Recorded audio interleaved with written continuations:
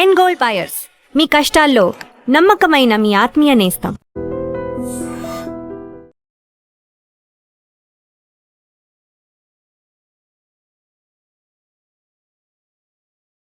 కంప్యూటర్కి మన birth details ఇచ్చేస్తే జాతకం వచ్చేస్తుంది, పూర్తిగా చెప్పేస్తుంది. ఇది ఒక పక్కన నడుస్తుంది. మరో పక్కన తంత్రం కానీ మంత్రం కానీ యంత్రం కానీ వీటిని నమ్మే వారి సంఖ్య కూడా పెరుగుతూనే ఉంది. రెండింటిని మీరు అసలు ఏ దృష్టితో చూస్తారు? అసలు నేను సైన్స్ కంటే నేను మిగతా వాటికంటే వీటినే ఎక్కువ నమ్ముతా. ఎందుకు నమ్ముతా అంటే తాంత్రికం కానీ భక్తి కానీ భయం కానీ దాంట్లో మార్పు ఏదైనా కావచ్చు. కొంతమంది దేవుడి దగ్గరికి భయంతో వెళ్ళే వాళ్ళు ఉంటారు, కొంతమంది భక్తితో వెళ్ళే వాళ్ళు ఉంటారు, కొంతమంది ప్రేమతో వెళ్ళే వాళ్ళు ఉంటారు. ఓకే, గూగుల్ సెర్చ్లో 2000 సంవత్సరం తర్వాత కనుక మనం గూగుల్ సెర్చ్ చేస్తే టోటల్ జనాభాలో 8% మంది భగవంతుడి వైపు వచ్చినట్టు, భక్తి మార్గం వైపు వచ్చినట్టు గూగుల్ సర్వేలు చెప్తున్నాయి. 8% పెరిగింది. అండ్ ఇంకొకటి ఏఐ అంటారు కదా, ఆర్టిఫిషియల్ ఇంటెలిజెన్స్ వచ్చి బిగ్గెస్ట్ ఫెయిల్యూర్ కాబోతుంది నా ప్రిడిక్షన్. అంటే అది నేర్చుకోకపోతే, అది లేకపోతే భవిష్యత్తే లేదు అంటున్నారు కదా. కొన్ని జాబులు, కొన్ని జీవితాలకే క్వశ్చన్ మార్క్ వచ్చేస్తుందని వింటున్నాం. అంటున్నారు. మీరేం చెప్తున్నారు? నేను అదే చెప్తున్నా. నేను నిజమైన వర్త్ ఉన్న క్యాండిడేట్, నిజమైన విద్య ఉన్న క్యాండిడేట్, ఆర్టిఫిషియల్ ఇంటెలిజెన్స్ రావడం వల్లనే మన వర్త్ తెలుస్తుంది. మీకు అర్థమైందా?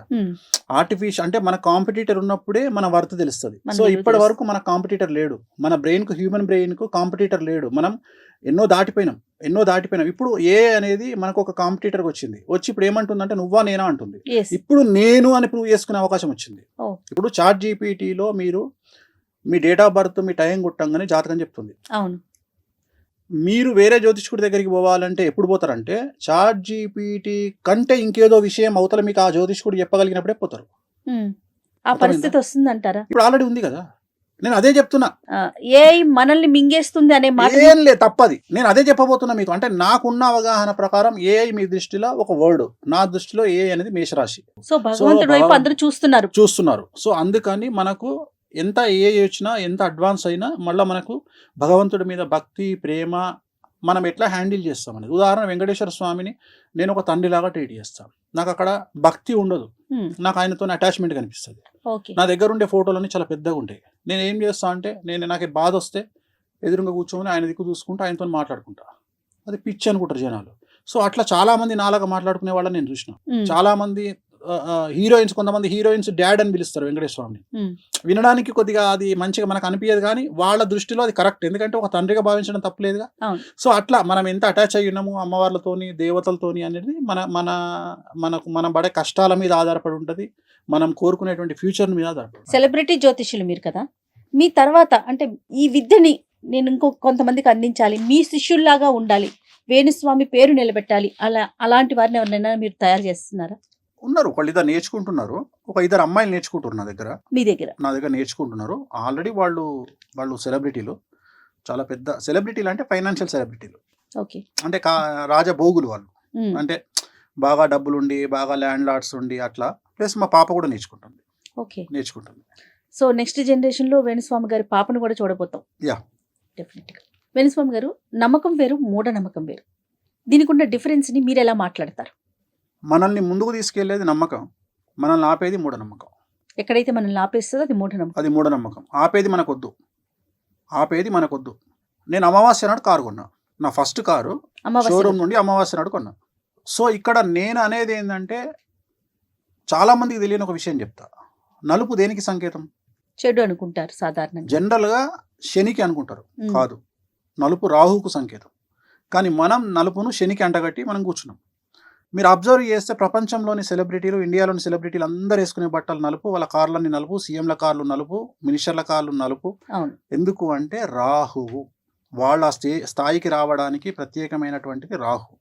సో జనరల్గా కొన్ని కార్లు, కొన్ని కంపెనీ కార్లు కానీ, బట్టలు కానీ మనం జాతకాన్ని విశ్లేషించి ఈ బట్టలు వేసుకుంటే బాగుంటుంది. కొంతమందికి నలుపు వద్దని చెప్తాం 90% జనాలకు, కొంతమంది నలుపు వేసుకోమని చెప్తాం. ఎవరికైతే రాహు ఉచ్చలో ఉంటాడో వాళ్ళని నలుపు వేసుకోమని చెప్తాం. వాళ్ళు నలుపు వేసుకోగానే వాళ్ళకు విపరీతంగా యోగిస్తుంది. అంటే జాతకం ప్రకారమే మన జీవితం నడుస్తుంది అంటారు ముందుకి. 100%. మన జాతకంలో మనం పుట్టినటువంటి మన లగ్నాన్ని బేస్ చేసుకొని మన లైఫ్ డిసైడ్ అయి ఉంటుంది. మన లైఫ్ ఆల్రెడీ డిసైడ్ అయ్యే మనం వచ్చినాం. వేణుస్వామి గారు ఇంత సక్సెస్ని చూశారు. సక్సెస్ఫుల్ జ్యోతిష్కుడు అంటే వేణుస్వామి గారి పేరు తెలియని వారైతే లేరు కదా. ఎవరికన్నా థ్యాంక్స్ చెప్పాలి ఈ సందర్భంగా అంటే మీరు ఎవరికి చెప్తారు? నా లైఫ్లో నా వైఫ్, నా పాప ఇద్దరికి. ఎందుకంటే నా వల్ల కొన్నిసార్లు వాళ్ళు బాధపడ్డ సందర్భాలు ఉన్నాయి. ఇప్పుడు నా వైఫ్ ఉంది, తను పెద్ద మ్యూజిషియను.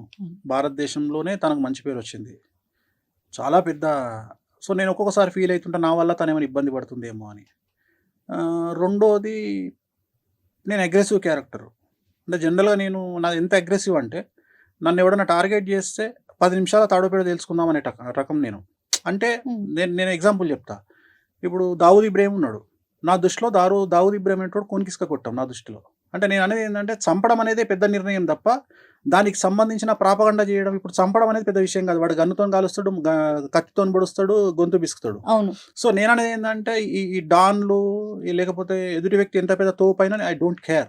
సో కొన్ని సందర్భాల్లో నా వైఫ్, మీరు ఇంత సైలెంట్గా ఎండుకుంటున్నారు, మీరు మీ ఒరిజినల్ అగ్రెసివ్ కదా, మీరు అటాక్ చేయండి, మీరు తలుచుకుంటే ఏదైనా చేయగలుగుతారు అంటే, ఇక్కడ నేను ఎంచుకున్న మార్గం వేరే ఉంది కదా, వామాచారము. నేను చేయలేను, ఇది నేను చేయలేను అనేది నేను తలుచుకుంటే పూజలతోనే చేస్తా, అవసరం లేదు అనే కండిషన్ తనకు అప్లై చేసి, తనకు అర్థం చేసి, సో నన్ను తను అర్థం చేసుకున్నందుకు, అలాగే నేను పడే బాధలను తను భరిస్తున్నందుకు నేను థ్యాంక్స్ చెప్పుకోవాలంటే నా వైఫ్కి చెప్పుకుంటా. సో ఈ జనరేషన్లో 20 సంవత్సరాల పాప ఇంత అగ్రెసివ్గా, ఇంత సమాజము ఇంత టార్చర్ పెడుతుంటే, లేకుంటే కావాలని ఒకళ్ళిద్దరు నన్ను మీద దాడి చేస్తున్నప్పుడు నా పాప అర్థం చేసుకుంటుంది, నాకు సపోర్ట్గా నిలబడుతుంది అనుకున్నప్పుడు తనకు థ్యాంక్స్ చెప్పుతా. అన్నిటికంటే ముఖ్యమైందంటే, నన్ను టార్గెట్ చేస్తూ, నన్ను విమర్శిస్తూ, ప్రతిరోజు నా బ్రెయిన్ యాక్టివ్గా ఉండడానికి తోడ్పడుతున్న నా విమర్శకులందరికీ థ్యాంక్స్ చెప్తా. సమాజాన్ని మీరు ఏ దృష్టితో చూస్తారు గురుగారు? ఎందుకంటే తిట్టేవారు ఉన్నారు, పొగిడేవారు ఉన్నారు, లాభపడే ఉన్నారు, అంటే పాజిటివ్, నెగిటివ్, అట్లా మీరు ఏ కోణంలో చూస్తారు? సమాజంలో జనాలు ఎప్పుడు అమాయకులే. మోసగాడు కూడా అమాయకుడే, మోసం చేసేవాడు కూడా అమాయకుడే. మోసం చేయడము జాతకం మీద ఆధారపడి ఉంటుంది, మోసపోవడము జాతకం మీద ఆధారపడి ఉంటుంది. సో ప్రతి ఒక్కళ్ళు బలి ఇవ్వబడే వాళ్ళే, కానీ it will take time. First ఒక వ్యక్తి ఏమనుకుంటాడంటే, నేను వీని మోసం చేసిన, నేను సక్సెస్ అనుకుంటాడు. కానీ మోసపోయిన వాడు నమ్మిండు, ఆ నమ్మకం వల్ల మోసం చేసిన వాడికి అవకాశం దొరికింది. వీడి లెవెల్లో వీడెవరినో నమ్ముతాడు, వీడు మోసపోతాడు. సో ప్రతిదీ సమాజాన్ని నేను జ్యోతిష్యమైన కోణంలోనే చూస్తా తప్ప వ్యక్తిగతమైనటువంటి కోణములో నేను చూడను. నాకు మనుషులు కనిపించరు, మనుషుల నెత్తిలో ఉండేటువంటి నవగ్రహాలు కనిపిస్తాయి, 12 లగ్నాలు కనిపిస్తాయి. నేను ఎంతసేపు వాళ్ళని ఆ దృష్టితోనే చూస్తా. సో సమాజంలో నాకు సంబంధించినంత వరకు వాళ్ళ జాతకాన్ని బేస్ చేసుకొని వాళ్ళు తీసుకునే నిర్ణయాలు అనేవి ఉంటాయి. So astrology is nothing but decision. మనము తీసుకునేటువంటి నిర్ణయాలే మన జాతకము. సో మనము అక్కడికి వెళ్ళాలా వద్దా, ఆ హాస్పిటల్కి వెళ్ళాలా వద్దా, ఆ మనిషి దగ్గరికి వెళ్ళాలా వద్దా, ఇవన్నీ కూడా మన జాతకం మీద ఆధారపడి ఉంటాయి. రైట్. పర్సనల్గా నేను వాణి గారికి చాలా పెద్ద ఫ్యాన్ అండి, చాలా చాలా ఇష్టం ఆవిడంటే నాకు. ఎన్నో కచేరీలు, ఎన్నో ప్రోగ్రామ్స్ చేస్తుంటారు కదా.